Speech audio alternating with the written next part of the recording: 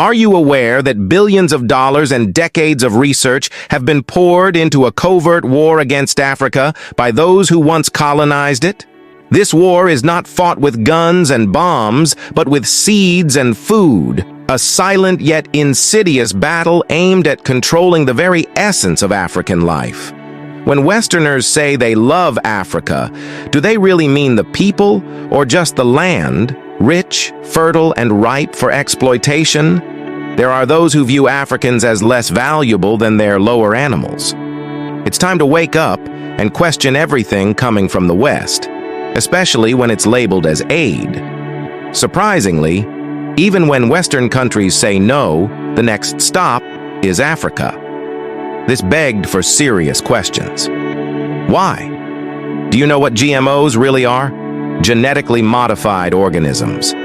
These are plants or animals whose DNA has been changed in ways that do not occur naturally. While some people who supported GMOs say these changes can increase crop yields and reduce the need for pesticides, the disadvantages pose a big risk to health and the environment. Why are we so confused? Because when the average citizen Googled, are GMOs safe to eat, they come up with this stuff. Things like, oh gee, the American Medical Association said they're fine to eat. Or how about the National Academy of Science? No problem with GMOs. The New York Times reporter, Janie Brody, she tells us, well, what does Jane say? Take some time to learn about how genetic engineering works and the benefits it can offer now in the future as climate change takes an ever-grading toll on food supplies. So this is what we see when we Google, are GMOs safe to eat? So it's out there, and I agree with Mark, it's a media blitz, and this is what we're up against. Next slide. So, potential sources of adverse health effects from GMO foods. We say GMO, those terms are synonymous, GE, genetically engineered. People say, well, we don't know. Well, actually we do. We not only know, we have it sorted out pretty darn clear on what the effects are. The clinical effects of GMOs, here you see it. Immune dysfunction, microbiome imbalance, leaky gut, chronic inflammation, and toxicity. This is not rocket science. We can break this down. We also know. Going on a memory lane, the history of GMOs can be traced back to the early 1990s, when they were first introduced commercially. The idea was to enhance food security by increasing crop productivity. But over the years, it has become clear that GMOs come with a host of problems. They are designed to be resistant to pests and herbicides, which leads to increased use of chemicals like glyphosate. Glyphosate, a key ingredient in many herbicides, has been classified as a probable human carcinogen by the World Health Organization. Here is the shocking part. The Nigerian government, under President Tinubu, recently introduced GMO maize, bowing to Western pressure. But Nigerian farmers and many Africans are rising to say no to GMO seeds and foods. They do not need Bill Gates and his partners bringing killer chromosomes under the pretext of aid. If they truly want to help, they should invest in life-saving enterprises, not in technology that endangers lives and soils. The globalists' slow poisoning of African land and people through GMOs must be stopped, and corrupt leaders who enable them must be held accountable. But why GMOs, and why now? The West claims GMOs are a solution to hunger and agricultural challenges. However, these genetically modified seeds cannot be replanted after harvest, forcing farmers to buy new seeds every season. This dependency on foreign suppliers puts Africa at a severe disadvantage, making it vulnerable to exploitation. Here is the kicker. Why is the West so eager to give GMOs to Africa for free? What's the catch? Could it be a strategy to control African agriculture and, by extension, its food supply? The health risks associated with GMOs are well documented. Studies have linked them to various health issues, including cancer and allergies. If European countries like France, Germany, and Italy have banned GMOs, why should Africa, especially Nigeria, accept them? Countries around the world have taken a stand against GMOs, prioritizing the health of their citizens and the integrity of their ecosystems. France, Germany, Austria, Hungary, Greece, and Poland have all banned the cultivation of GMO crops. These countries cite concerns over health risks, environmental impact, and the lack of long-term studies on the safety of GMOs.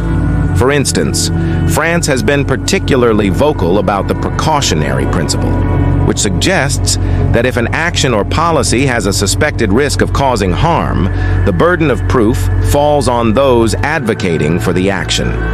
In France, public outcry and scientific studies highlighting the potential risks of GMOs led to a ban on genetically modified maize in 2008. Germany followed suit, citing the need to protect biodiversity and prevent cross-contamination with non-GMO crops. Austria, Hungary, Greece, and Poland have all implemented similar bans, driven by concerns over health, environmental sustainability, and public opposition. Now, let's turn our focus to Africa. Several African countries have accepted GMOs, including South Africa, Nigeria, and Burkina Faso. However, this acceptance has not come without controversy and resistance. Burkina Faso initially adopted GMO cotton, but later abandoned it due to disappointing yields and quality issues. Nigeria, under recent government policies, has started embracing GMOs with the introduction of GMO maize. The introduction of GMOs in Nigeria raises several alarming questions. Why is Africa being used as a testing ground for these controversial technologies?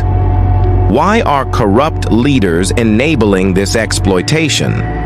The West has a history of using Africa for its gain, and GMOs are just the latest tool in their arsenal. Russia has rejected GMOs, recognizing the potential dangers they pose. That Vladimir Putin, the Russian's president, he's passed a law that any Russian who grows or sells genetically modified foods is to be considered a terrorist. He's even giving land away to Russians who will grow food organically, non-GMO. You put his name and GMO in Google app and you'll read the spiel. He says, we Russians look across at the West, over-vaccinated, over-medicated, overfed, sitting in front of boxes every night in their lounge rooms eating food that has no nutrients, he said, and we know it's weakening the West. Is he right?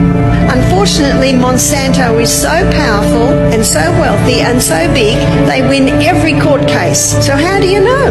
Well, you don't, unless you buy organic. So grow as much as you can yourself. And the more Aussies that buy organic, the more organic will be available. One organic tomato will give you 9 times the iron of a conventionally grown tomato.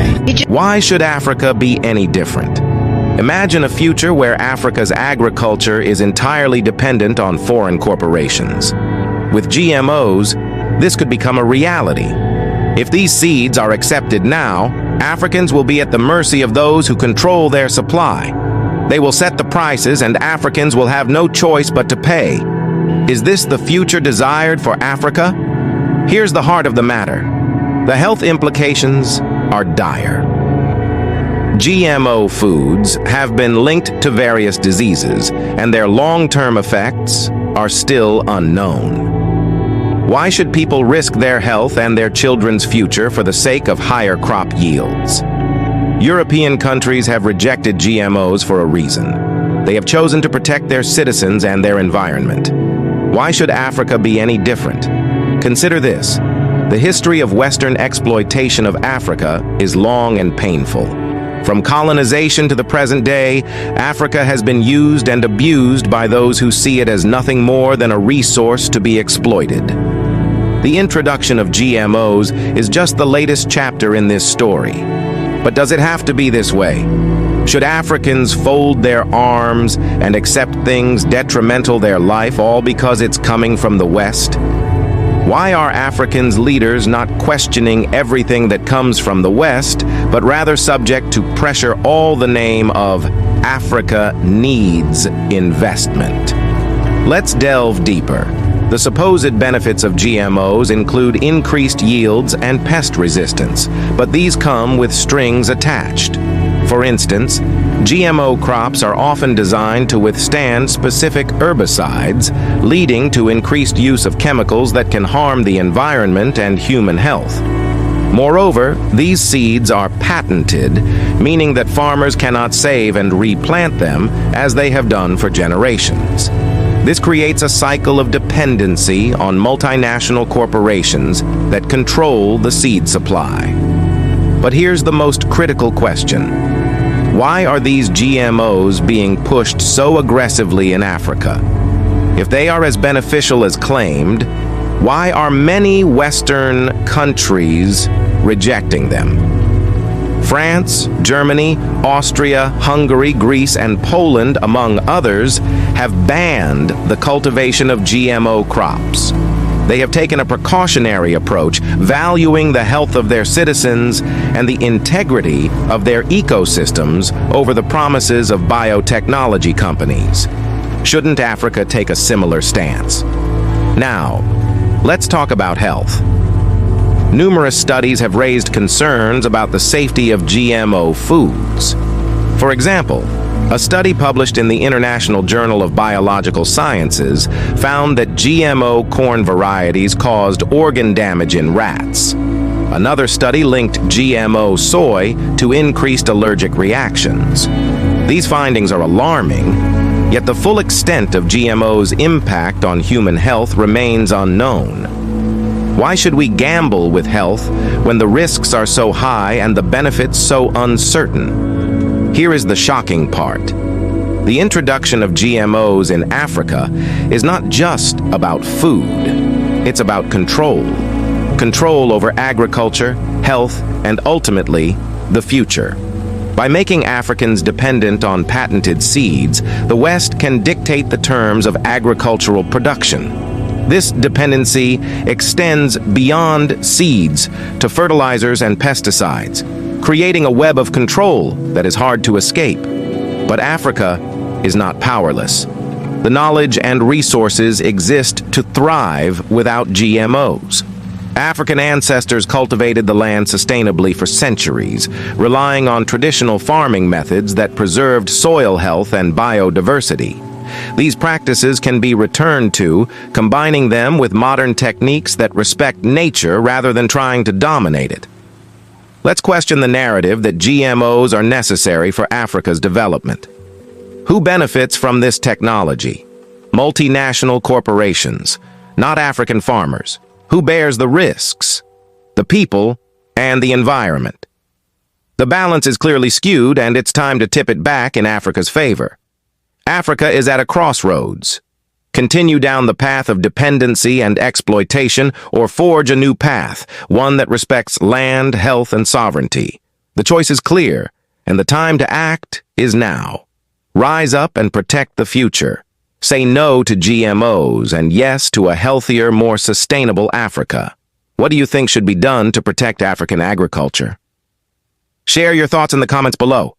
If you found this video informative, make sure to like, subscribe, and hit the notification bell to stay updated with more content like this. If you are still not following us, you are probably never going to see us again. But if you are, congrats. You are on a journey of discovery as we unlock the mysteries of the past.